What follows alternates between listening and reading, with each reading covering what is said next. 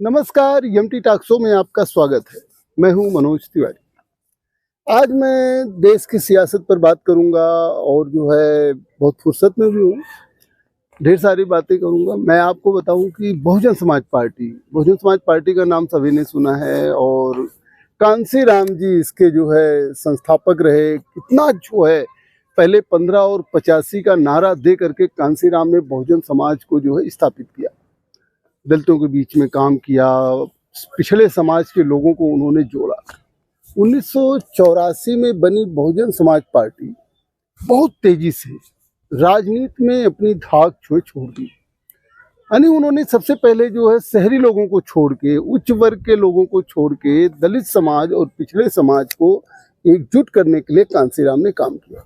उसके पहले उन्होंने बामसेफ का गठन किया। बामसेफ वालों ने समय के साथ साथ जो है वो राजनीति में आए और जो है कांसीराम ने 1984 में जब बहुजन समाज पार्टी बनाया, उसके बाद बहुत साल नहीं, मात्र जो है 5 साल में 1989 में ही जो है बहुजन समाज पार्टी को कुछ सफलताएं मिल गई। कुछ जगह जो है बहुजन समाज पार्टी को सीटें भी मिली, विधानसभा में भी कुछ उसके विधायक हुए, लोकसभा में भी उनके जो है कुछ विधायक हुए, है ना। इस तरीके से बहुजन समाज पार्टी बढ़ी। बहुजन समाज पार्टी ने लगातार गरीब कमजोर लोगों में काम किया और यहाँ तक कि हम आपको बता दें कि जब ये काम शुरू हुआ और 15 और 85 का नारा दे करके कांसीराम ने जो है लोगों को इकट्ठा करना शुरू किया, उनकी बातें लोगों को पसंद भी आई और लोग उनके साथ जुड़ते गए और पिछड़े समाज के लोग भी उनके साथ जुड़े, दलित समाज पूरा उनके साथ एकजुट हुआ। तो आरएसएस की विचारधारा के लोगों को तो थोड़ी सी तकलीफ हुई। आप सभी लोगों को पता है कि जो है पहले दलित समाज का वोट कांग्रेस को मिलता था, लेकिन कांसीराम के जो है लगातार सक्रिय होने की वजह से ये चीज़ें हुई। लेकिन आज बहुजन समाज पार्टी की राजनीति कहाँ है? आज दलित राजनीति कहाँ है? 2007 में कभी जो है बहुजन समाज पार्टी जो है वो पूर्ण बहुमत की सरकार उत्तर प्रदेश में बनाई थी, लेकिन आज की तारीख में उत्तर प्रदेश की 403 विधानसभा सीटों में केवल एक विधायक जो है वो बहुजन समाज पार्टी का है। आखिर क्या वजह रही?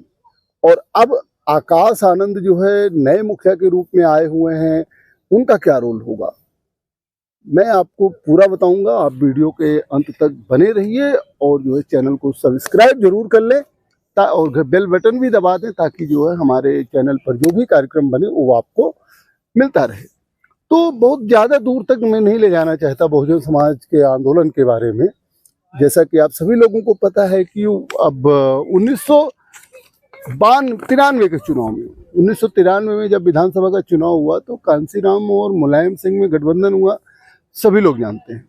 कांसीराम और मुलायम सिंह के में जब गठबंधन हुआ तो राम मंदिर आंदोलन चल रहा था। 92 में जब जो है सरकार बर्खास्त की गई थी कल्याण सिंह की, उसके बाद जो है 93 में विधानसभा का उत्तर प्रदेश में चुनाव। सपा और बसपा ने जो गठबंधन कर लिया, ये नारा लगाया जाने लगा कि मिले मुलायम कांसीराम, हवा में उड़ गए जय श्री राम, और इसका इम्पैक्ट हुआ। हालांकि बसपा और सपा मिल करके जो है 167 सीटें ही जीत पाई। 1993 में केवल 167 सीटें जीत पाई, जिसमें जो है 119 सीटें समाजवादी पार्टी ने जीता और जो है बहुजन समाज पार्टी को केवल 67 सीटें मिली, जबकि भारतीय जनता पार्टी 187 सीटों पर जीत हासिल किया। लेकिन कांग्रेस और अन्य के सपोर्ट से समाजवादी पार्टी की सरकार बनी। जब सरकार बनी तो उसके बाद आप सभी को पता है कि आरएसएस समझ नहीं पा रही थी कि कैसे होगा, कैसे हमको जो है सत्ता मिलेगी। भारतीय जनता पार्टी ने तब अपनी रणनीति पर काम करना शुरू किया। कहा जाता है कि जेपी एसोसिएट के मालिक थे जेपी गौड़ साहब, उन्होंने जो है कांसीराम से और भारतीय जनता पार्टी से समझौता कराया। कुल मिला के कुछ भी हो, मायावती ने समाजवादी पार्टी से गठबंधन अपना तोड़ लिया और वो उत्तर प्रदेश की पहली दलित मुख्यमंत्री बनी। तभी से बहुजन समाज पार्टी का, आप भले जो है 2007 में देखें कि पूर्ण बहुमत से उसकी सरकार बनी, लेकिन तभी से बहुजन समाज पार्टी का पराभव शुरू हो गया। एक बार कहा जाता है कि अटल बिहारी वाजपेयी से एक पत्रकार ने पूछा, उस समय कांसीराम कांग्रेस को जो है सांपनाथ और भारतीय जनता पार्टी को नागनाथ कहते थे। तो पत्रकार ने पूछ लिया अटल बिहारी से कि भाई कांसीराम तो नागनाथ कहते हैं। तो अटल बिहारी ने कहा अरे हम तो उनके गले की शोभा है, नागनाथ कहते हैं हम उनके गले की शोभा है। वो गले की शोभा बनते बनते नाग ने ऐसा डसा कि आज बहुजन समाज पार्टी की स्थिति क्या हो गई।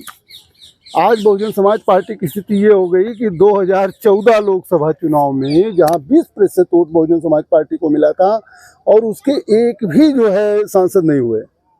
वहीं 2019 में सपा बसपा का गठबंधन हुआ, 19 दशमलव कुछ प्रतिशत 68% वोट मिला और बहुजन समाज पार्टी के 10 सांसद हुए।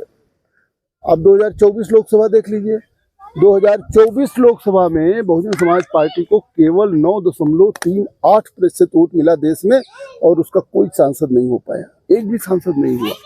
अब ये क्यों नहीं हुआ? इसी तरीके से विधानसभा की बात देख लीजिए। विधानसभा में 2007 में जो है बहुजन समाज पार्टी को पूर्ण बहुमत मिला। उसके बाद क्या हुआ? 2012 में चुनाव हार गई। 2012 में जो है समाजवादी पार्टी की सरकार बनी। फिर उसके बाद 2017 में केवल 19 विधायक हुए। 2022 में केवल 1 विधायक हुआ। मतलब लगातार बहुजन समाज पार्टी की जो दुर्गति हुई या जो है उसका ग्राफ गिरता गया, उसके लिए आप जिम्मेदार किसको मानते हैं? अगर आप बसपा के कार्यकर्ता हैं तो कुछ तो सोचना चाहिए किसके लिए कौन जिम्मेदार है। आप दूसरे के ऊपर आरोप लगा दीजिए कि फला जिम्मेदार है, फला जिम्मेदार है, तो ये तो कोई बहुत मतलब उसकी बात नहीं है कि आरोप तो कोई भी लगा सकता है, लेकिन खुद बसपा के लोगों को चिंतन करना चाहिए। उसके पीछे सबसे बड़ा कारण तो सबको दिखता है।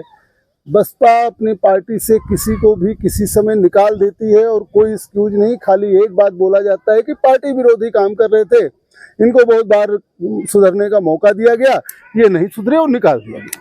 और भी पार्टियां हैं, भारतीय जनता पार्टी है, कांग्रेस है और समाजवादी पार्टी है, वो लोग वो निकालती नहीं है, उनको पद से हटा देती है, उनको पार्टी के कार्यक्रमों में सक्रिय नहीं करती। लेकिन ये है। और उसके अलावा बसपा के सबसे कमजोर होने का कारण एक और भी रहा है ना कि पिछड़े समाज, सबसे पहले पिछड़े समाज के लोग जो है सबसे पहले बसपा में थे, बहुत बड़ी संख्या में थे।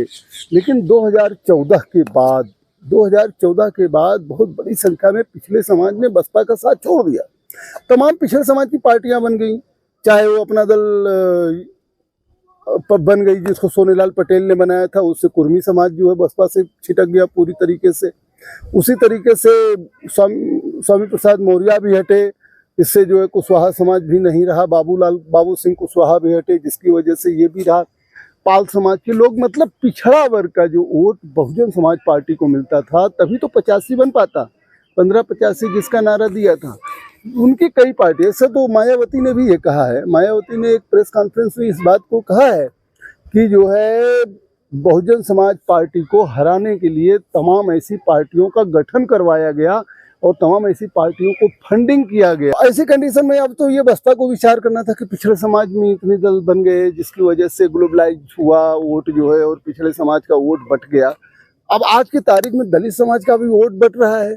चंद्रशेखर को देख लीजिए, उन्होंने आज़ाद समाज पार्टी बना दिया है। हालांकि बहुजन समाज पार्टी अध्यक्ष तो कई बार चंद्रशेखर पर इनडायरेक्ट हमला बोल चुके हैं कि जो है तमाम ऐसे दल हैं जिन्होंने पैसा दे करके जो है दलित समाज के वोट को बंटवारा करने के लिए जो है दलों का गठन करवाया है और जो है इससे दलित समाज का वोट बट रहा है। ये चिंता बहुजन समाज पार्टी को है कि दलित वोट बटेगा तो। लेकिन सबसे बड़ी समस्या ये है ना कि आज जहाँ ध्रुवीकरण हो रहा है, जहाँ जो है वोटर ईवीएम से वोट करता है और जो है क्या कहते हैं कि वो जीतने के लिए वोट देता है, हारने के लिए वोट नहीं देता है, तो ऐसी कंडीशन में अपने वोट को सिमट के रखना, यानी कोई भी वोटर नहीं चाहता कि हम हारने के लिए किसी को वोट दें।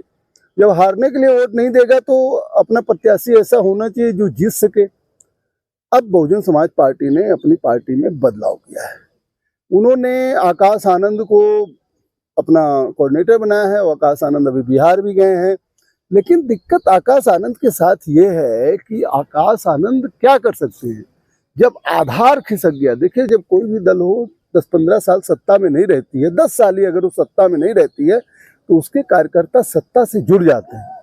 जिस पार्टी की सत्ता रहती है उससे जुड़ जाते हैं, क्योंकि उनसे उनको लाभ मिलते रहते हैं और उनको उम्मीद नहीं रहती है, तो इससे कार्यकर्ता धीरे धीरे कम होते जाते हैं। आज बहुजन समाज पार्टी की यही हाल है। आकाश आनंद ने 3 प्लान बनाए। सबसे पहली रणनीति तो उन्होंने यही बनाई है कि जो है पिछड़ा और दलित समाज को एक किया जाए। इसके लिए बहुजन समाज पार्टी ने अपने कार्यकर्ताओं को, अपने कोऑर्डिनेटर को, अपने मंडल इंचार्जों को ये जो है निर्देशित किया है कि हर मंडल, हर जिले से जो है कम से कम 100-150 बड़े जो है पिछड़े समाज के नेताओं को जोड़ा जाए, ऐसा निर्देश दिया गया। लेकिन दिक्कत इस बात की है कि पिछड़े समाज जुड़ नहीं पा रहे हैं। हमने जो है कुछ बसपा के नेताओं से बात किया जो कैडर कैंप करते हैं, वो तो खुद कहते हैं कि पिछड़े समाज के लोग आ नहीं रहे हैं। अब उसके पीछे क्या रीजन है? बहुत ढेर सारे रीजन हैं, क्योंकि जो है जब तक बड़े लोग यानी जनता, जब तक नेता नहीं आएगा, नेता के साथ ही जनता आती है। दूसरा प्लान जो है, बी प्लान जो है आकाश आनंद ने ये बनाया है कि जब पिछड़े और दलित साथ में आ जाएं तो उसके बाद जो है दलित और मुस्लिम गठजोड़ बनाया जाए, मुस्लिम गठजोड़ बनाया जाए। इसके लिए भी भाईचारा कमेटियां बननी है। उसके बाद सी प्लान में है कि जब जो है दलित और पिछड़े, दलित और मुस्लिम ये समाज एक हो बसपा के साथ, उसके बाद दलित और सामान्य वर्ग को जो है एक किया जाए। इसके लिए भाईचारा कमेटियां बनाई जाएं और जो है बहुजन समाज पार्टी मजबूत हो। लेकिन सबसे बड़ी दिक्कत इस बात की आ रही है कि पिछड़े समाज के जो दल हैं, जितने बने हुए हैं उत्तर प्रदेश में, वो भारतीय जनता पार्टी के साथ गठबंधन में है या तो समाजवादी पार्टी के साथ गठबंधन में है। दल के नेता जब उनके साथ है तो उनका समाज भी उनके साथ है। समस्या तो आज जो सूचना क्रांति के युग में है ना, नेता ही अपने को पूरे समाज का नेता मान लेता है और उस समाज के लोग जो है अपने नेता के साथ में जुड़े हैं। आम पब्लिक जो है वो अपने नेता के साथ रहती है, वो दल के साथ जा नहीं पा रही है। नहीं तो बहुजन समाज पार्टी ने तो अपने शासनकाल में बहुत ढेर सारे कार्य किए, ऐसे ऐसे कार्य किए कि जिसको लोग याद करते हैं। नौकरियां प्रोड्यूस किया। मायावती ने पुराने बैकलॉग की होने नई नौकरी, नए पद सृजित किए और नए पदों पर लोगों की भर्ती किया। स्कूल कॉलेज बनवाए, मेडिकल कॉलेज बनवाए, तहसीलें बनवाई, तमाम जिलों का निर्माण करवाया, क्या क्या नहीं बहुजन समाज पार्टी ने किया। लेकिन वो चीज़ आम जनता समझती नहीं है, उसके बदले वो वोट देने को नहीं तैयार है। खाली दलित समाज का वोट, अच्छा दलित समाज के वोटों में भी बंटवारा, जैसा कि मैंने आपको पहले ही बता दिया। तो ऐसी कंडीशन में आकाश आनंद आज की तारीख में बहुत मेहनत कर रहे हैं और वो भारतीय जनता पार्टी, समाजवादी पार्टी के अलावा एक तीसरा गठबंधन बनाने की कोशिश भी कर रहे हैं। अब ये तीसरा मोर्चा कितना सफल होगा, क्योंकि आज की तारीख में जैसा कि पहले बोला कि कोई अपना वोट जो है वो बेकार नहीं करना चाहता। आदमी चाहता है कि अगर हम वोट दे रहे हैं तो हम ऐसे प्रत्याशी को दें जो है चुनाव जीते और हमारा प्रतिनिधि हो और हमारे लिए काम करे। ये बहुजन समाज पार्टी की बड़ी समस्या है। लेकिन आकाश आनंद ऊर्जावान है, वो कर रहे हैं और जो है वो कोशिश भी कर रहे हैं कि हाँ बसपा जो है आगे काम करे। लेकिन दिक्कत इसी बात की हो रही है कि जनता में वोटर नहीं बढ़ रहे हैं। जनता बहुजन समाज पार्टी की ये समस्या क्यों आई, कैसे आई, इस पर तो चिंतन बहुजन समाज पार्टी को करना है, बहुजन समाज पार्टी के नेता को करना है कि कहाँ बहुजन समाज पार्टी उत्तर प्रदेश ही नहीं पूरे देश की राजनीति में एक अपना स्थान रखती थी, साथ में जो है अपना धाक रखती थी। इतना सम्मान बहुजन समाज पार्टी के नेताओं का था। लेकिन बहुजन समाज पार्टी में लीडरशिप भी कम होती चली गई। बहुजन समाज पार्टी मायावती के ही ऊपर पूरी तरह से सिमटती चली गई। राहुल गांधी ने जो है बहुत पहले एक बार कहा कि जो है बसपा जो है बहुजन समाज पार्टी की राजनीति में एक अधिकार करती है, या मायावती ने अपना मोनोपोली जमा के रखा है। उसमें बहुत आलोचना हुई थी, लेकिन वो मोनोपोली टूटा। कैसे टूटा? चंद्रशेखर के रूप में देखिए अलग एक दल बन गया, आज़ाद समाज पार्टी बन गई, और जगह भी ऐसे हुए। तो आज बहुजन समाज पार्टी कमजोर हुई। लेकिन 2027 के लिए बहुजन समाज पार्टी अपनी रणनीति को बदल चुकी है और वो चाहती है कि 2027 में मायावती मुख्यमंत्री बने। सबसे बड़ा संकट तो आज की तारीख में गठबंधन का ही है, गठबंधन का पार्टनर ही खोजना है। अब कांग्रेस अगर खड़ी है समाजवादी पार्टी के साथ, और एक चीज़ और देखा जाता है कि बहुजन समाज पार्टी अध्यक्ष जब कोई ट्वीट करती हैं, जब कोई मैसेज देती हैं, तो देखा जाता है कि भाजपा के प्रति वो कम जो है कठोर होती हैं, सपा और कांग्रेस के प्रति ज़्यादा होती हैं। तो इससे लोगों में एक शंका बलवती हो जाती है कि बहुजन समाज पार्टी जो भारतीय जनता पार्टी के इशारे पर काम कर रही है। अब जब ये बातें पब्लिक में जाती हैं तो जो बसपा को वोट देते हैं वो पीड़ित हैं, वो मनुवाद से पीड़ित हैं, वो भाजपा को मनुवादी पार्टी मानते हैं। उनका कहना है कि भाजपा के ही सामंती वर्ग के लोग दलितों का अपमान करते हैं, दलितों के साथ जो है वो धोखा देते हैं, दलितों के ऊपर अत्याचार करते हैं। और ऐसी पार्टी के प्रति अगर उनका रुख कमज़ोर होता है या उनका रुख जो है नकारात्मक नहीं होता है, तो लोग यही सोचते हैं कि नहीं, बहुजन समाज पार्टी भारतीय जनता पार्टी के इशारे पर काम कर रही है। ये तमगा जो है भारतीय जनता पार्टी का, जो आरोप लगता है कि उसके इशारे पर काम करे, ये बहुजन समाज पार्टी को तो भाई हटाना होगा। अगर बहुजन समाज पार्टी अपने ऊपर से इसका तमगा नहीं हटाती है तो ये लॉन्ग टर्म में बहुजन समाज पार्टी को फायदेमंद नहीं होगा। हालांकि बसपा अध्यक्ष मायावती कई बार ये कोशिश कर चुकी हैं कि ये ऐसा तमगा न लगे, लेकिन फिर भी वो सफल नहीं हुआ। देखिए 2027 में क्या होता है। अभी तो उत्तर प्रदेश में 2027 में चुनाव होना है। बहुजन समाज पार्टी बिहार चुनाव में जा रही है। आकाश आनंद बिहार पहुंचे भी हैं, लेकिन वहाँ किसी पार्टी से भी गठबंधन है नहीं। और बार बार ऐलान यही होता है कि नहीं, बहुजन समाज पार्टी गठबंधन नहीं करेगी। तो 2027 में उत्तर प्रदेश के चुनाव में बड़ी कठिन परीक्षा है बहुजन समाज पार्टी की, जिसके लिए बहुजन समाज पार्टी काम करने की कोशिश कर रही है कि हाँ जो है वो अपनी धाक बना सके, एक विधायक से ज़्यादा विधायक जितवा सके।